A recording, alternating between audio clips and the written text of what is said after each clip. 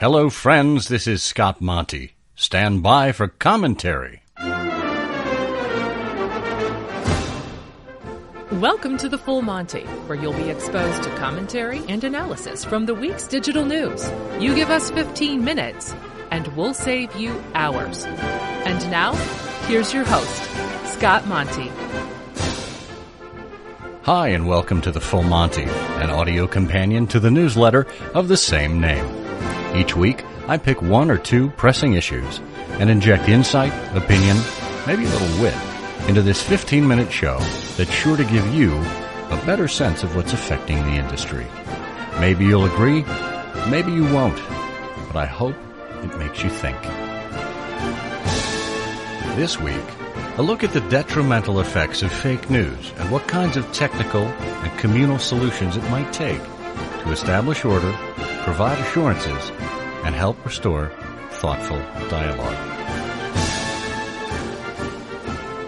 For over 100 years, stately rows of the Encyclopedia Britannica stood guard on shelves of homes and libraries, acting as silent but authoritative sentries. These custodians of the world's collected knowledge ensured an orderly and assured existence of the facts, heralded in an era when there were 3 major television networks and newspapers were the definitive trusted news resource. In 2012, the Encyclopedia Britannica announced that it would be phasing out its printed version for a variety of reasons, including the cost of production and the acknowledgement that because of more widely available digital resources, the print version was a redundancy.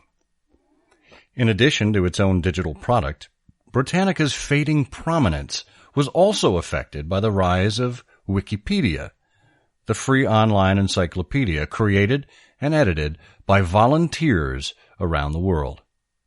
Jimmy Wales and Larry Sanger launched Wikipedia on January 15, 2001. As of 2015, the site contained over 40 million articles in 290 languages. While there have been doubts about the accuracy of the information on Wikipedia, studies have shown the site to be on par with or just slightly below the accuracy rates of the Encyclopedia Britannica.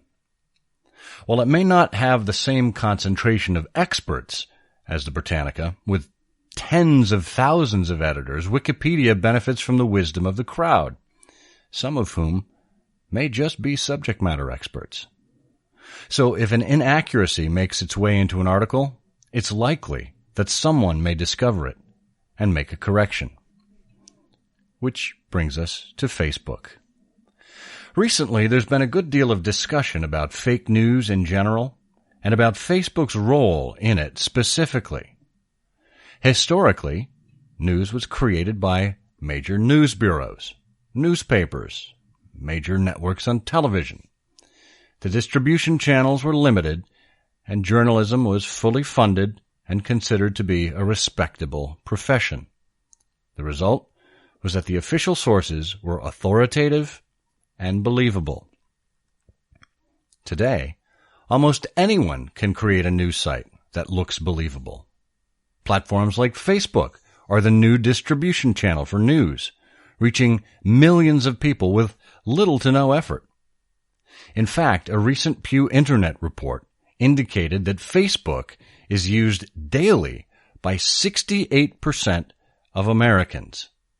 Meanwhile, subscriptions to traditional newspapers are down. Advertising revenue is in a freefall, and newsrooms have had to make significant reductions in staff, resulting in fewer journalists left to do more work. And rather than journalism being able to focus on more of the news that matters, we've got coverage of sensational and trivial topics as audiences demand more of that National Enquirer-like content.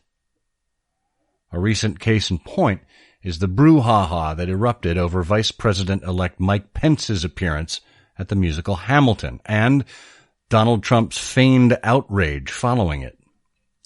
The New York Times placed that story higher on its page than the story about the $25 million settlement that Trump paid for his fraudulent university. That's what you call misplaced priorities. The news media is being driven by what appeals to the lowest common denominator of society, rather than what matters to the greater societal good. And what appeals is what gets shared. As Dave Pell recently wrote, you can't crowdsource your editorial judgment. Therein lies the problem. It's not Facebook's fault that fake news gets spread. This is according to the lead editor of Snopes.com, the fact-checking site. The issue lies instead with the public's growing mistrust of mainstream media, specifically because of this devolution. And therefore, the public is less inclined to believe and therefore engage with mainstream content. Here's an example of how all of this has been playing out. A BuzzFeed news analysis found that top fake election news stories generated more total engagement on Facebook than top election stories from 19 major news outlets combined. To exacerbate things, Facebook's algorithm feeds the system. It typically protects us from opposing views and shows us more of what we want. And just like humans have sought out people like them for years, the same thing is happening online. We prefer information ghettos. It's called confirmation bias, the natural human tendency to interpret new information as confirming our existing beliefs or theories. So not only are you more likely to believe the things you see, now you're more likely to see the things you believe. We find ourselves at a major crossroads with all of these forces converging, and it has fundamentally changed the way we interact. If you've noticed more contention among friends on Facebook, you're not alone. The way we consume information has not only changed our outlook on news, it's changed the kind of people we are, the way we empathize with each other. It's pernicious and dangerous, and something needs to be done. Even President Obama weighed in on fake news last week, saying that it could poison politics to the point that, quote, we don't know what we're fighting for, unquote. Get your trivia skills ready for the Naked Truth. This week's Naked Truth trivia question: Sweden has a new hotline. What would prompt residents to use it? Answer later in the show.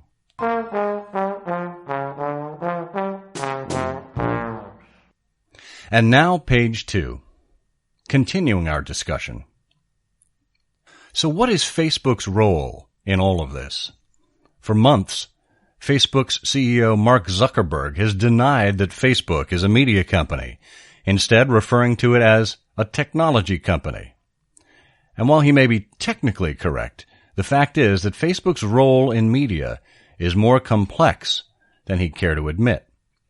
It's not as simple as suggesting that Facebook needs to reinstate its human news editors, who were responsible for the trending section before the algorithm took over. Nor is it a matter of Facebook becoming a censor, as we certainly don't want Facebook being the ultimate arbiter of what we see, although one could argue that they already are because of the way the algorithm works. Because in the end, how does one decide what's fake and what isn't? Where's the line? In an update this week, Mark Zuckerberg acknowledged the challenge when he wrote, "The problems here are complex, both technically and philosophically. We believe in giving people a voice, which means erring on the side of letting people share what they want whenever possible."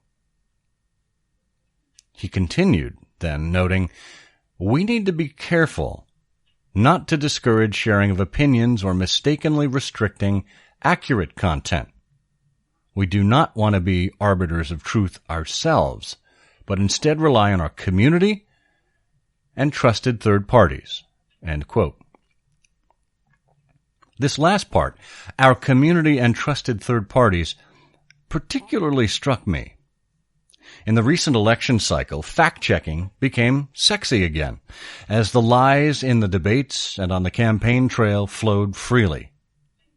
As I mentioned in episode 17, we live in a post-factual world. That was reinforced just last week when the Oxford English Dictionary chose post-truth as the 2016 word of the year. Post-truth is defined as relating to or denoting circumstances in which objective facts are less influential in shaping public opinion than appeals to emotion and personal belief. And in that environment, it should be no surprise that Snopes.com, that arbiter of the truth, has seen traffic to its site nearly double.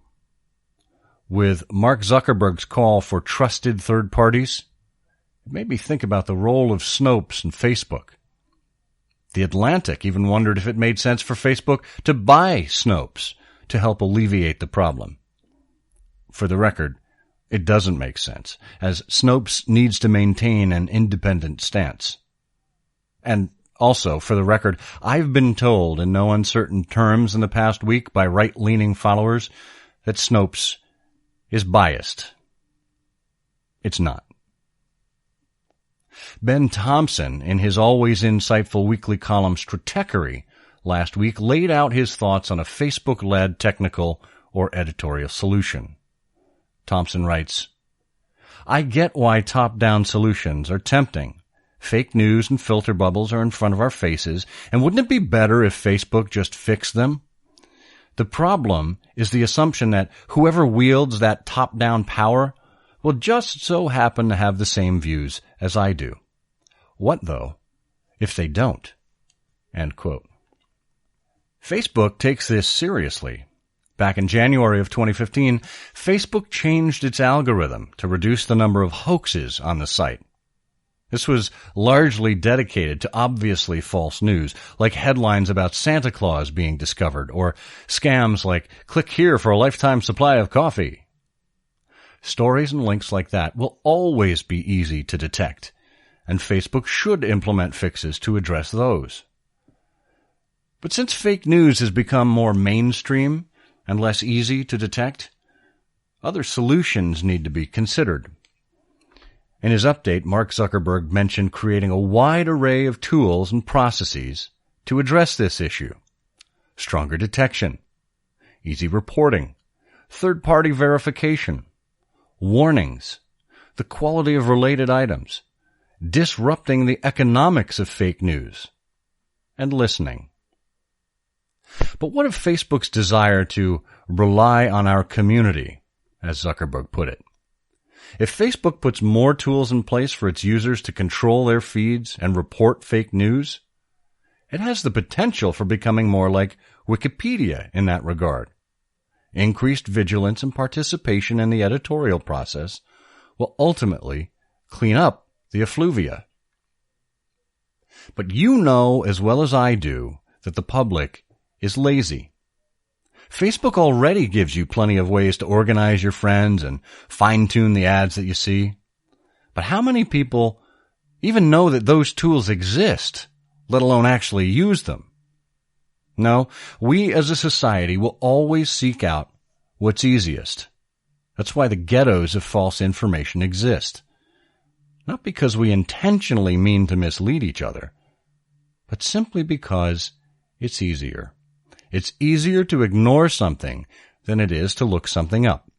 It's easier to click a like button than it is to engage in a meaningful and intelligent debate. We as a society need to examine what we value. If we value good journalism, we should pay for it. I subscribe to the digital editions of the Washington Post and the Wall Street Journal because I believe both provide superior coverage. Their editorial stances are different, but one balances out the other, and I'm okay with that. But I know that the work that their teams are doing is true journalism, and it needs to be supported. If you don't want to support mainstream media because of the cost, or because of some philosophical or political stance that you've taken, hey, that's entirely within your right. But I'll bet you've used Wikipedia a healthy number of times in the last week alone. What are you doing to support Jimmy Wales and the editorial team there? Are you contributing as an editor? I bet you haven't even given the $3 like the site sometimes requests. If we value truth, we must stand for truth. That means supporting journalism financially and calling out untruths everywhere we can. It means turning off ad blockers and clicking on links and ads in news sites. It means sharing only from sites that you know are dealing in proven facts. It means ignoring some articles that, even if they support your worldview, are biased and unsupported by proof. In short, truth is hard, as is liberty, which coexists with truth. Propaganda exists to subvert truth and in turn subvert liberty. Our ancestors, whether they arrived by boat mid-century or fought in the Civil War, Revolutionary War, World War II, they made sacrifices in the name of liberty. From leaving their home country for a better life to engaging on the battlefield on behalf of their new country, they fought for what they believed in. And so should you. I'll close with Ben Thompson's plea for hard work and liberty from that same Stratechery article.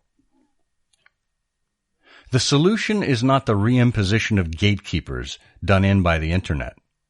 Whatever fixes this problem must spring from the power of the Internet and the fact that each of us, if we choose, has access to more information and sources of truth than ever before, and more ways to reach out and understand and persuade those with whom we disagree.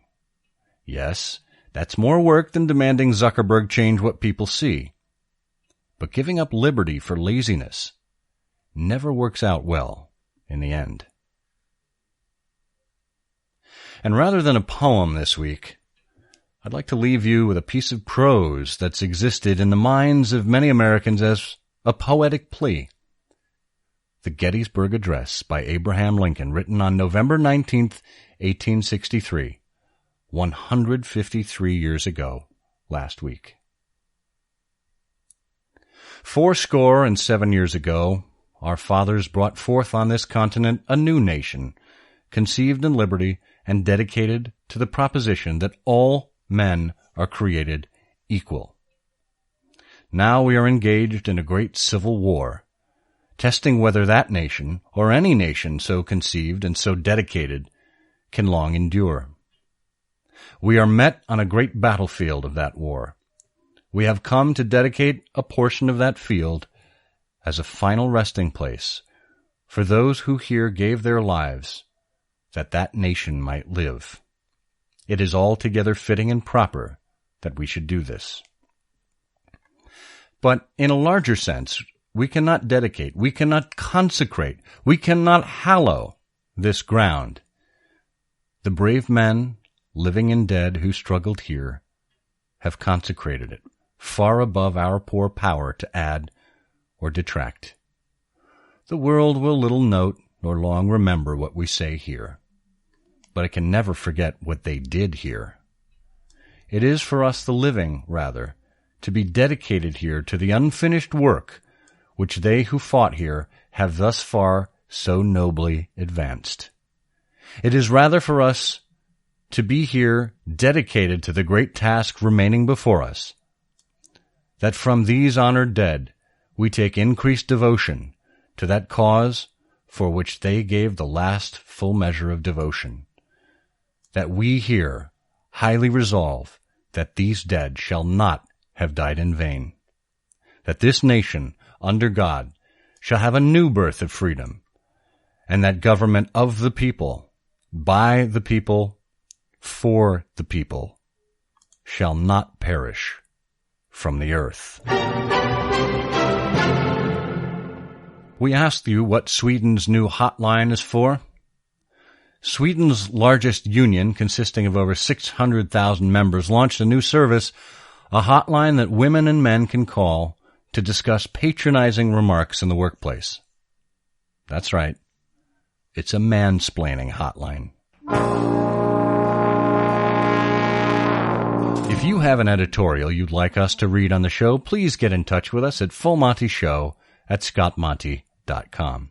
And if you've enjoyed this series, please consider becoming a patron and show your support at patreon.com/ScottMonty. And please consider leaving a rating or review for us on iTunes.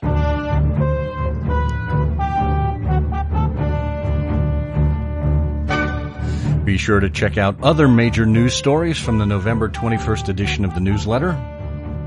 A new study from We Communications and YouGov covering China, the U.S., and the U.K. reveals that earned media placements are regarded as the most influential sources of news and information when it comes to driving consumer opinions about brands and products and when driving sharing across social media and other platforms. How do businesses prioritize their digital transformation efforts?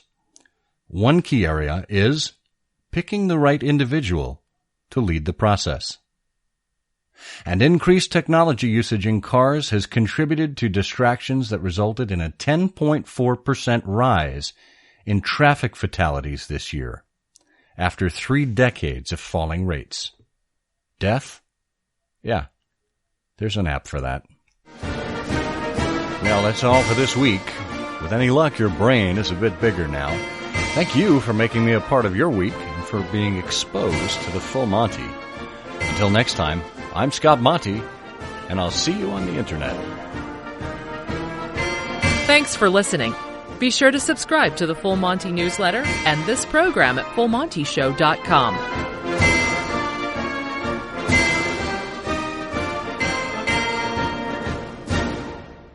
Another famous Abraham Lincoln quote: "Don't believe everything you read on the internet."